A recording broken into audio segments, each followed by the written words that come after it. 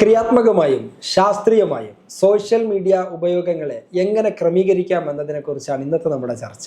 അസ്സലാമു അലൈക്കും വറഹ്മത്തുള്ളാഹി വബറകാതുഹു. പക്ഷേ ഇന്നത്തെ നമ്മുടെ ചർച്ചാ വിഷയം സോഷ്യൽ മീഡിയയുടെ കൃത്യമായ ശാസ്ത്രീയമായ ഉപയോഗം ക്രമീകരിക്കുമ്പോൾ നമ്മുടെ ജീവിതത്തിൽ ഒരുപാട് സമയലാഭവും അതുപോലെ തന്നെ ഒരുപാട് ഗുണങ്ങളെ കുറിച്ചൊക്കെ ഞാൻ കേട്ടിട്ടുണ്ട്. അതായിരിക്കട്ടെ നമ്മുടെ ടോപ്പിക്. അങ്ങനെയാണെങ്കിൽ സോഷ്യൽ മീഡിയ എങ്ങനെ ശാസ്ത്രീയമായി ക്രമീകരിക്കാം ഉപയോഗത്തെ? ആദ്യം സോഷ്യൽ മീഡിയ എങ്ങനെ മനുഷ്യനെ സ്വാധീനിക്കുന്നു, അല്ലെങ്കിൽ എന്താണ് ഇപ്പോഴുള്ള കറണ്ട് സെനാരിയോ എന്താണെന്ന് നമുക്ക് പരിശോധിക്കാം. നമ്മുടെ ജീവിതത്തിൽ നിത്യജീവിതത്തിലെ ഒരു ഒഴിവാക്കാൻ കഴിയാത്ത ഒരു അവയവത്തെ പോലെ മാറിക്കഴിഞ്ഞു മൊബൈൽ ഇല്ല എങ്കിൽ എന്തോ നഷ്ടപ്പെട്ടതുപോലെ ഉള്ള ഒരു അവസ്ഥയാണ്.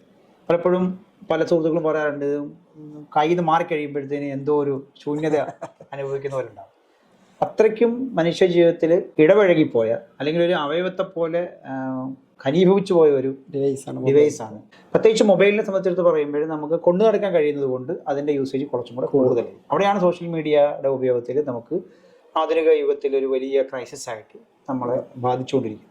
നിലവിൽ ക്യാൻസറാണ് ഏറ്റവും വലിയ മാരക രോഗം, അല്ലെങ്കിൽ പ്രഷറാണ്, ഷുഗറാണ്, കൊളസ്ട്രോൾ എന്നൊക്കെ പറയുമെങ്കിലും അതിനേക്കാളൊക്കെ ഉപരി ഒരു മെന്റൽ കൊളാപ്സ്, ഒരു ഇമോഷണൽ കൊളാപ്സ് മനുഷ്യൻ സംഭവിച്ചുകൊണ്ടിരിക്കുകയാണ്. അതുകൊണ്ട് തന്നെ നമുക്കൊരിക്കലും പ്രിഡിക്റ്റ് ചെയ്യാൻ കഴിയാത്തവണ്ണമുള്ള മാനസിക സംഘർഷങ്ങളിലേക്കും ശാരീരിക വൈഷമ്യതയിലേക്കൊക്കെ സമൂഹം നീങ്ങിക്കൊണ്ടിരിക്കുകയാണ്. ഇതിന്റെ റിസൾട്ട് നമുക്ക് ചിലപ്പം ദൃശ്യമാകുന്നത് കാലങ്ങൾക്ക് ശേഷമായിരിക്കും. നമ്മുടെ മൈൻഡിന്റെ അല്ലെങ്കിൽ നമ്മുടെ ബ്രെയിനിന്റെ രണ്ട് ഭാഗങ്ങളാണ്, ഒത്തിരി ഭാഗങ്ങളുണ്ട്. രണ്ട് ഭാഗങ്ങൾ നമ്മൾ തോട്ട്സുമായി ബന്ധപ്പെട്ട് എടുക്കുമ്പോൾ ലിംബിക് ഏരിയ എന്ന് പറഞ്ഞൊരു ഏരിയ ഉണ്ട്. ഈ ലിംബിക് ഏരിയ ആണ് വൈകാരികമായ മനുഷ്യന്റെ അനുഭൂതികളെയും നമുക്ക് ആസ്വദിക്കാനോ അല്ലെങ്കിൽ അതിനെ പ്രതികരിക്കാനോ ഒക്കെ വേണ്ടി നമ്മളെ ശരീരത്തെ പ്രാപ്തമാക്കുന്ന ഭാഗമാണ് ലിംബിക് ഏരിയ എന്ന് പറയുന്നത്.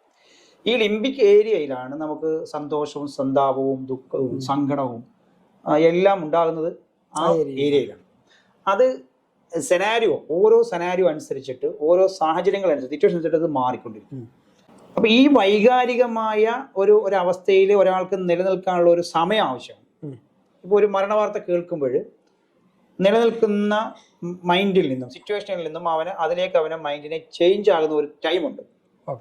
ആ ടൈം വന്ന് ആ വാർത്ത കേട്ട് അതിനോട് പ്രതികരിച്ച് അതിന് ചെയ്യേണ്ട കാര്യങ്ങളിലേക്ക് നമ്മൾ പോകേണ്ട ഒരു സിറ്റുവേഷൻ നമുക്ക് വരുന്നുണ്ട്. ഇമോഷണൽ കൊളാപ്സ് പറയുമ്പോൾ ഈ മരണവാർത്ത കേട്ടതിന്റെ തൊട്ടുപുറകെ നമ്മൾ സോഷ്യൽ മീഡിയയിലേക്ക് കയറി കഴിയുമ്പോഴത്തേന് ഒന്നുകിൽ ഒരു ബ്രേക്ക് ഡാൻസ് ആയിരിക്കും, അല്ലെങ്കിൽ ഒരു കോമഡി ആയിരിക്കും, ഇല്ലെങ്കിൽ ഒരു ഗെയിംസ് ആയിരിക്കും.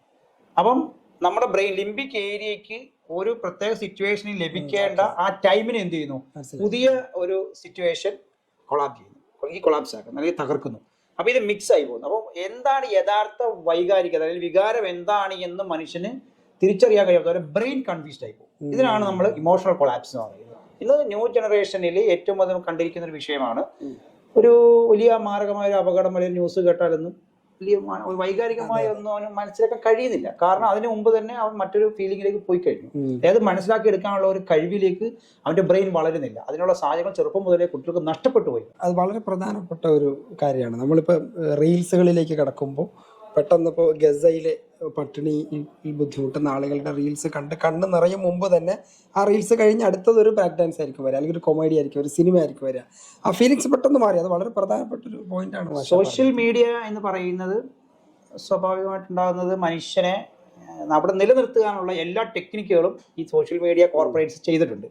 ഒരു മനുഷ്യന്റെ ശ്രദ്ധയെ പിടിച്ചു നിർത്തുന്ന ടൈം എന്ന് പറയുന്നത്, അവന്റെ വിസ്റ്റാൻഡിങ് ടൈം എന്ന് പറയുന്നത് 40 to 45 മിനിറ്റ്സ് ആയിരുന്നു. നമ്മുടെയൊക്കെ സ്കൂളുകളിൽ പീരീഡുകൾ ബെല്ലടിക്കാൻ വേണ്ടി തീരുമാനിക്കുന്നത് അത് വെച്ചാൽ 3/4 മണിക്കൂർ, 45 മിനിറ്റ്, അതിനുശേഷം 5 മിനിറ്റ് ഫ്രീ അല്ലെങ്കിൽ 10 മിനിറ്റ് ഫ്രീ, അതിനുശേഷം വീണ്ടും ക്ലാസ് തുടങ്ങും. ഇന്നത്തെ നമ്മുടെ രക്ഷിതാക്കളുടെ ഏറ്റവും വലിയ പരാതി എന്ന് പറയുന്നത് കുട്ടികൾ എന്ത് ചെയ്യുന്നില്ല, ശ്രദ്ധിക്കുന്നില്ല, ക്ലാസ് ശ്രദ്ധിക്കുന്നില്ല, അവൻ ശ്രദ്ധിക്കുന്നില്ല എന്നുള്ളൊരു പരാതി വലിയ വീടുകളിലും ഉണ്ട്, സ്കൂളുകളിലും അല്ല, പരീക്ഷയിലൊക്കെ ആണെങ്കിൽ തന്നെ മാർഗമാകുന്നുണ്ട്. പക്ഷെ ശ്രദ്ധിക്കുന്നില്ല, ശ്രദ്ധ നഷ്ടപ്പെടുന്ന ഒരു പരാതി രക്ഷിതാക്കൾക്കും അധ്യാപകർക്കും ഉള്ളതിന്റെ പ്രധാന കാരണം ഈ സോഷ്യൽ മീഡിയ ഇൻഫ്ലുവൻസ് ആണെന്ന് നമ്മൾ മനസ്സിലാക്കുക. കാരണം ഈ 45 മിനിറ്റ് എന്നുള്ളത് സോഷ്യൽ മീഡിയയിലെ പണ്ടുള്ള ഇവന്റുകളൊക്കെ ഈ 30 മിനിറ്റുകൾ, 20 മിനിറ്റുകൾ, 10 മിനിറ്റുകൾ, 5 മിനിറ്റുകൾ, ഇപ്പൊ അത് മാറി 1 മിനിറ്റിനുള്ളിലേക്ക് നമ്മുടെ റീലുകൾ മാറി. ഇപ്പൊ ഏറ്റവും ന്യൂ ജനറേഷൻ കോർപ്പറേറ്റ് ടെക്നിക്സ് എന്ന് പറയുന്നത് വിതിൻ 7 സെക്കൻഡിനുള്ളിൽ നിങ്ങൾക്കൊരു മെസ്സേജ് കൈമാറാൻ പറ്റിയാൽ അത് നിങ്ങൾക്ക് എന്ത് ചെയ്യാം, ഏണിംഗ് ആക്കി മാറ്റാം എന്നുള്ള ഒരു യുഗത്തിലേക്ക് നമ്മൾ സോഷ്യൽ മീഡിയ ഇൻഫ്ലുവൻസ് മാറി എന്നുള്ളത് കൊണ്ട് തന്നെ കോൺസെൻട്രേഷൻ ടെക്നിക്കുകൾ എന്ത് ചെയ്യുന്നില്ല, നമുക്ക് കോൺസെൻട്രേറ്റ് ചെയ്യാൻ കഴിയാത്ത അവസ്ഥയിൽ നമ്മുടെ മെന്റൽ ഈ പറയുന്ന ഇമോഷണൽ കൊളാപ്സ് അവിടെ സംഭവിക്കുകയാണ്. അപ്പോൾ വളരെ പെട്ടെന്ന് എടുക്കുന്നതിലേക്ക് അവന് ടൈമില്ല. ഏറ്റവും ചുരുങ്ങിയ സമയത്തിനുള്ളിൽ അവന് നേടണം എന്നുള്ള ഒരു മൈൻഡിലേക്ക് തലമുറ മാറി. അതുകൊണ്ട് തന്നെ കുട്ടികളിൽ ഈ ഒരു ഇമോഷണൽ കൊളാപ്സ് വളരെ വിശാലമോ വളരെ അധികം പ്രത്യാഘാതങ്ങൾ സൃഷ്ടിച്ചുകൊണ്ടിരിക്കും. അതുപോലെ തന്നെ ഈ മെന്റൽ കൊളാപ്സ് സംഭവിക്കുന്നു എന്ന് പറഞ്ഞു, അല്ലെങ്കിൽ ഈ ഡിജിറ്റൽ ഡിവൈസുകളിൽ ഏറ്റവും കൂടുതൽ നമ്മൾ ഉപയോഗിക്കുന്നത് മൊബൈലാണെന്ന് പറഞ്ഞു. പക്ഷേ ഇത് അങ്ങനെ തന്നെ ഉപയോഗിക്കേണ്ടത് അവരുടെ ജീവിതത്തിൻ്റെ ഭാഗമായി മാറിയ ആളുകളുണ്ടാവും. ഫോർ എക്സാമ്പിൾ ഇപ്പോൾ എന്നെ പോലെയുള്ള ബിസിനസ്സുകാർ, എൻ്റെ ഒരു ചോദ്യമാണത്. എന്നെ സംബന്ധിച്ചിടത്തോളം മൊബൈലിലാണ് എൻ്റെ എല്ലാം, ബിസിനസ്സുകളായാലും ശരി, മറ്റ് റിലേഷൻഷിപ്പ് ആയാലും ശരി, എല്ലാം. അപ്പോൾ എന്നെ സംബന്ധിച്ച് ഇത് കേട്ടിട്ട് എനിക്കത് മാറ്റി വയ്ക്കാൻ കഴിയില്ലല്ലോ. അപ്പോൾ എന്താ മാഷിന് അതിനെക്കുറിച്ചുള്ള അഭിപ്രായം? ഇപ്പോൾ ഉദാഹരണത്തിന് ഒരു കുട്ടിക്ക് നമ്മളൊരു കളിപ്പാട്ടം കൊടുത്തു, ചെണ്ട കൊട്ടുന്ന ഒരു കുരങ്ങനെയാണ് കൊടുക്കുന്നത്. രസകരമാണ്, കുട്ടിക്ക് അതിനകത്ത് രക്ഷിതാവിനും കാണുന്നവർക്കൊക്കെയും വളരെ കൗതുകമാണ്. കുട്ടിയെ ഈ കുരങ്ങൻ ചെണ്ട കൊട്ടുമ്പോൾ കുട്ടി കണ്ടുകൊണ്ടിരിക്കുന്നു, ആസ്വദിച്ചുകൊണ്ടിരിക്കുന്നു. പക്ഷെ വിദ്യാഭ്യാസത്തിന് വേണ്ടി നീക്കി വെക്കപ്പെട്ട ഒരു സമയം ആ കുട്ടി അപ്പോഴും ഈ ചെണ്ട കൊട്ട് കണ്ടുകൊണ്ടിരിക്കുകയാണെങ്കിൽ ഒരു പിതാവ് അല്ലെങ്കിൽ രക്ഷിതാവ് അല്ലെങ്കിൽ അധ്യാപകൻ എങ്ങനെയായിരിക്കും അതിനോട് പ്രതികരിക്കുക? അപ്പം നമുക്ക് റിക്രിയേഷൻ ആവശ്യമുള്ള സമയങ്ങളുണ്ടാകാം. ആ സമയങ്ങളിലാണ് റിക്രിയേഷന് വേണ്ടിയിട്ട് സമയം ചെലവഴിക്കുന്നതെങ്കിൽ അതൊരു പരാജയമല്ല. മറിച്ച് രസകരമാണ് എന്ന് കണ്ടതുകൊണ്ട് ബ്രെയിനിനൊരു വലിയ ഹാപ്പി ഹോർമോൺ ക്രിയേറ്റ് ചെയ്യാൻ കഴിയുന്നു എന്നുള്ളത് കൊണ്ട് ഫുൾ ടൈം എന്ത് ചെയ്യുന്നു, ആ കുട്ടി ആ ചെണ്ട കൊടുക്കുന്ന കുരങ്ങനുമായിട്ട് ഇടപഴകിക്കൊണ്ടിരിക്കുകയോ ജീവിതം നശിപ്പിക്കുകയോ ചെയ്യുന്നു എന്നായിരിക്കും രക്ഷിതാവ് പറയുക. ഇത് തന്നെയാണ് ഇവിടെ സംഭവിക്കുന്നത്.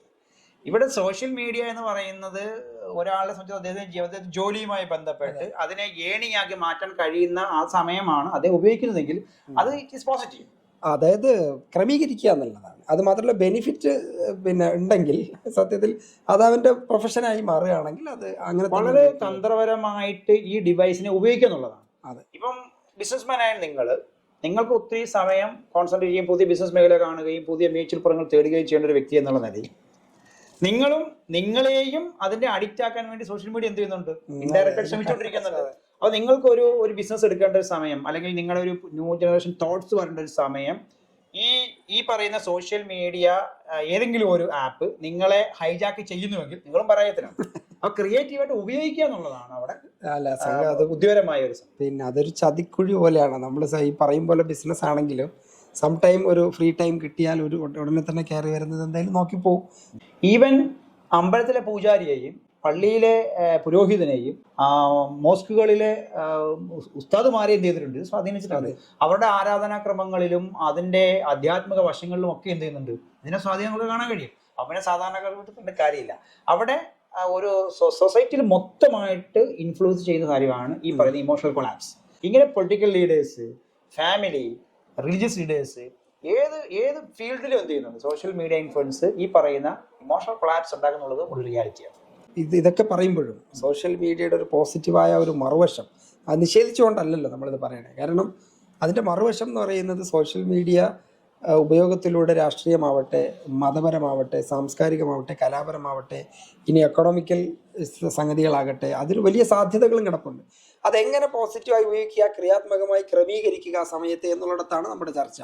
അതായത് നമ്മൾ ഉപയോഗിച്ചുകൊണ്ടിരിക്കുന്ന ഒരു ഡിവൈസ് നമ്മളെ ഹൈജാക്ക് ചെയ്തിട്ടുണ്ടോ ഇല്ലയോ, നമ്മളുടെ ടൈമിനെയും നമ്മളുടെ കഴിവുകളെയും ഹൈജാക്ക് ചെയ്യപ്പെടാത്ത കാലത്തോളം നമ്മൾ സേഫാണ്.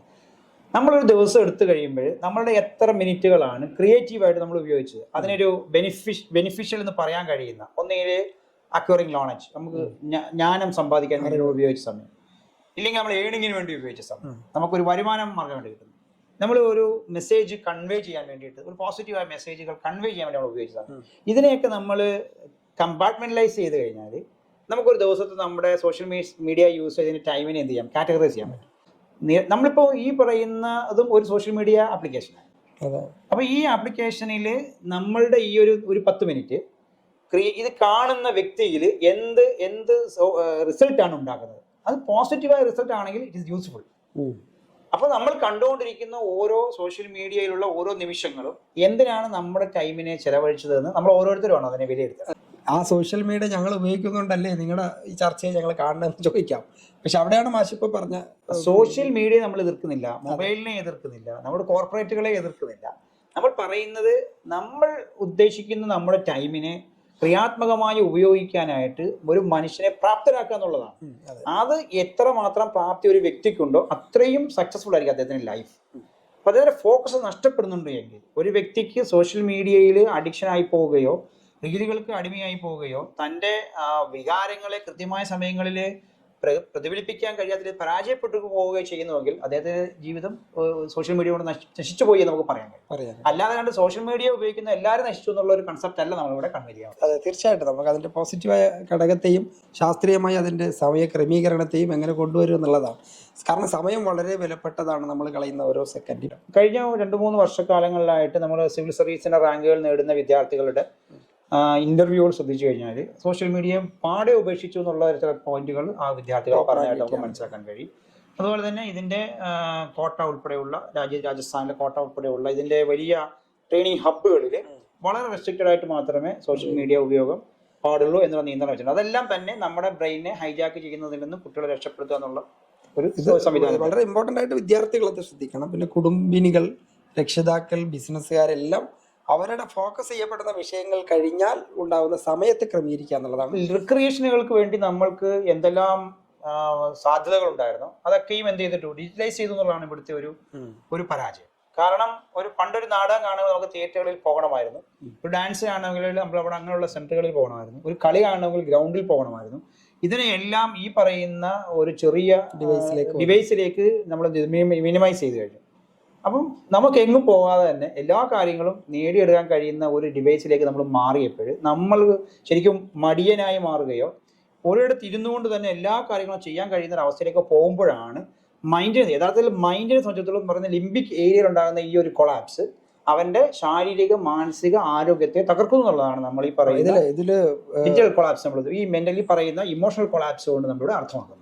പക്ഷേ അപ്പോൾ അതിന്റെ പരിഹാരത്തിലേക്ക് നമുക്ക് കടക്കുകയാണെങ്കിലോ, ഇമോഷണൽ കൊളാപ്സ് എന്ന് പറയുന്ന ഒരു വിഷയത്തിൽ വളരെ ആഴത്തിൽ പഠിക്കുകയും അതിന് പരിഹാരം കാണുകയും ചെയ്യുക എന്നുള്ളതാണ് നമ്മൾ ചെയ്യേണ്ടിയിരിക്കുന്നത്. അതിലെ ഒരു പ്രധാനപ്പെട്ട പോയിന്റാണ് ഡിജിറ്റൽ മിനിമലിസം എന്ന് പറയുന്നത്. അങ്ങനെയാണെങ്കിൽ ഒരു കാര്യം ചെയ്യാം, ഡിജിറ്റൽ മിനിമലിസം അത് നമുക്ക് അടുത്തൊരു എപ്പിസോഡായിട്ട് എടുക്കാം. ഇൻഷാ അല്ലാഹ്. അപ്പോൾ അടുത്ത എപ്പിസോഡിൽ ആ വിഷയം വിശദമായിട്ട് നമുക്ക് സംസാരിക്കാം. ഓക്കെ.